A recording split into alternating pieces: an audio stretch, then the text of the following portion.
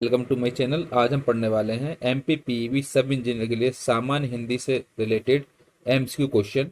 इसका पहला क्वेश्चन है एमसीक्यू, अप्रासंगिक का शुद्ध रूप निम्न में से कौन सा है। इसका आंसर है हमारे पास सी, इसका करेक्ट आंसर है अप्रासंगिक। दिए गए विकल्प में से अप्रासंगिक शब्द शुद्ध है, बाकी शब्द शब्द अशुद्ध हैं। नेक्स्ट क्वेश्चन है, भगवती के लिए सही संधि विच्छेद कौन सा है। इसका आंसर भगवत धन भक्ति। तो भगवती ये कहलाएगा भगवत प्लस भक्ति। भगवत भक्ति का सही संधि विच्छेद भगवत धन भक्ति है। यह व्यंजन संधि का उदाहरण है। यदि का, चा, टा, ता, पा के बाद किसी वर्ग का तृतीय या चतुर्थ वर्ण आए, या, यंग, रा, ला, वा, या कोई स्वर आए, तो क, चा, टा, ता, पा के स्थान में अपने ही वर्ण का तीसरा वर्ण हो जाता है। जैसे जगत धन आनंद बराबर जगदानंद हो जाता है। सत धनवाणी बराबर शब्दाणी हो जाता है। नेक्स्ट क्वेश्चन है, अपि उपसर्ग से बना शब्द निम्न में से कौन सा है। इसका आंसर है अपिहित। अपि उपसर्ग से बना शब्द अपिहित है। दिए गए विकल्प में से अपि उपसर्ग से बना शब्द अपिहित है। उपसर्ग उस शब्दांश या अव्यय को कहते हैं जो किसी शब्द के पहले आकर उसका विशेष अर्थ प्रकट करता है। जैसे अति उपसर्ग से बनने वाला अन्य शब्द है अपिधान। नेक्स्ट क्वेश्चन है, परंतु के लिए सही संधि विच्छेद को चुनना है। तो परंतु का संधि विच्छेद है परम धन तु। तो ये परंतु कहलाएगा। परंतु का सही संधि विच्छेद परम धन तु है। इसमें व्यंजन संधि है। व्यंजन से स्वर अथवा व्यंजन के मेल से उत्पन्न विकार को व्यंजन संधि कहते हैं। जैसे कि सत धन भाव बराबर सद्भाव, उत धन नति बराबर उन्नति। ये व्यंजन संधि के उदाहरण हैं। नेक्स्ट क्वेश्चन है, अंगूठा दिखाना मुहावरे का अर्थ निम्न विकल्प में से कौन सा है। इसका आंसर है अंगूठा दिखाने का मुहावरे का अर्थ है देने से माफ साफ मना कर देना। अंगूठा दिखाना का मुहावरे का अर्थ है देने से साफ मना कर देना।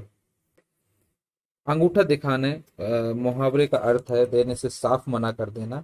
ऐसा वाक्यांश जो सामान्य अर्थ का बोध न कराकर किसी विलक्षण अर्थ का प्रतीत कराए मुहावरा कहलाता है। मुहावरा शब्द अरबी भाषा का शब्द है। अगला क्वेश्चन है, खटाई में पड़ना मुहावरे का अर्थ निम्न विकल्प में से कौन सा होगा। इसका आंसर है काम में अड़चन आना। खटाई में पड़ने मुहावरे का अर्थ है काम में अड़चन आना। खटाई में पड़ना मुहावरे का अर्थ है काम में अड़चन आना। इसका वाक्य का प्रयोग जैसे कि सीमा और सुरेश की शादी दहेज को लेकर खटाई में पड़ गई, काम में अड़चन आना। नेक्स्ट क्वेश्चन है, वेक टके में निम्न में से कौन सा समास है। इसका आंसर है अव्ययी भाव समास। वेक टके में अव्ययी भाव वेक टके में अव्ययी भाव समास है जिसमें पूर्ववत की प्रधानता हो और सामासिक या समासपद अव्यय हो, अव्ययी भाव समास कहलाता है। जैसे कि प्रतिदिन, प्रतिदिन का समास होता है दिन दिन। आजन्म, आजन्म का समास विग्रह होता है जन्म से लेकर। बेखबर, बिना खबर के। वेख टके का मतलब है बिना खटके के। नेक्स्ट क्वेश्चन है, अप उपसर्ग से बना शब्द निम्न में से कौन सा। इसका आंसर है अपमान। अप उपसर्ग से बना शब्द अपमान है। उपसर्ग उस शब्दांश या अव्यय को कहते हैं जो किसी शब्द के पहले आकर उसका विशेष अर्थ प्रकट करता है। अब उपसर्ग से बनने वाले अन्य शब्द हैं अपराध, अपकार, अपवाद, अपभ्रंश आदि। नेक्स्ट क्वेश्चन है, जो इंद्रियों से न जाना जा सके के लिए एक शब्द निम्न में से कौन सा। इसका आंसर है अतीन्द्रिय। दिए गए विकल्पों में से जो इंद्रियों से ना जाना जा सके के लिए एक शब्द हो जाएगा अतीन्द्रिय। नेक्स्ट क्वेश्चन है, बारहसिंगा में निम्न में से कौन सा समास है? इसका आंसर है बहुब्रीहि समास। बारहसिंगा में बहुब्रीहि समास जिस समास में कोई पद प्रधान ना हो तथा किसी अन्य पद की प्रधानता हो, बहुब्रीहि समास कहलाता है। त्रिनेत्र, तीन है नेत्र जिसके, अर्थात भगवान शिव। पीतांबर, पीत है अंबर जिसके, विष्णु।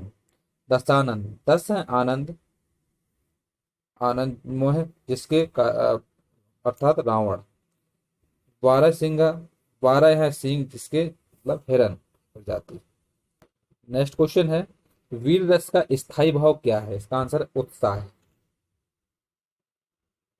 इसमें दिया हुआ है, रस दिया हुआ है और स्थायी भाव दिया हुआ है। वीर रस का स्थायी भाव है उत्साह। रौद्र रस का स्थायी भाव है क्रोध। शांत का स्थायी भाव है निर्वेद। विभत्स का स्थायी भाव है जुगुप्सा। नेक्स्ट क्वेश्चन है, आभूषण के लिए सही पर्यायवाची वाले शब्दों की पंक्ति को चुनना है। इसका आंसर है भूषण, अलंकार और जेवर।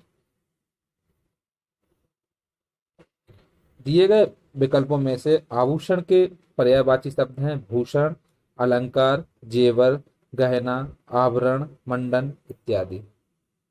नेक्स्ट क्वेश्चन है, जहां श्लिष्ट शब्दों से दो अर्थ लगाकर अन्य अर्थ की कल्पना होती है वहां कौन सा अलंकार होता है? इसका आंसर है श्लेष वक्रोक्ति अलंकार होता है। जहां श्लिष्ट शब्दों से दो अर्थ लगाकर अन्य अर्थ की कल्पना होती है वहां श्लेष वक्रोक्ति अलंकार होता है। इसमें एक अर्थ श्रोता ग्रहण करता है तथा दूसरा अर्थ वक्ता ग्रहण करता है। उदाहरण है, जैसे कौन द्वार पर राधे में हरि, हरि का क्या काम यहाँ। अर्थात यहाँ पर हरि के दो अर्थ हैं, श्री कृष्ण और बंदर। राधा के द्वारा श्री कृष्ण अर्थ ग्रहण न करके बंदर अर्थ ग्रहण किया गया, अर्थात उन्होंने समझा कि दरवाजे पर बंदर है, कृष्ण श्री कृष्ण नहीं। अतः यहाँ पर हरि के दो अर्थ होने के कारण श्लेष वक्रोक्ति अलंकार है। जहां पर दो नाम होते हैं उसको श्लेष वक्रोक्ति अलंकार कहते हैं। नेक्स्ट क्वेश्चन है, चपलासी, चक्सी, चमरसी और चंदसी, चंद्रमासी, चांदनीसी, चांदीसी, चमेलीसी में निम्न में से कौन सा अलंकार है? इसका आंसर उपमा अलंकार। अब ये कैसे है, चपलासी, चक्सी, चमरसी और चंदनसी, चंद्रमासी, चांदनीसी, चांदीसी, चमेलीसी में उपमा अलंकार है। उपमा शब्द का अर्थ होता है तुलना करना।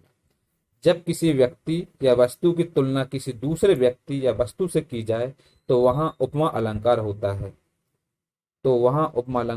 है। जैसे कि इसमें कुछ पॉइंट, उपमेय, उपमेय का मतलब होता है जिसकी उपमा दी जाए उसको उपमेय बोला जाता है। उपमान, उपमान का मतलब होता है जिसमें उपमा की जाए। समानतावाचक पद जैसे ज्यों, सम, सा, सी, तुल्य इत्यादि आते हैं वो समानतावाचक पद में आते हैं।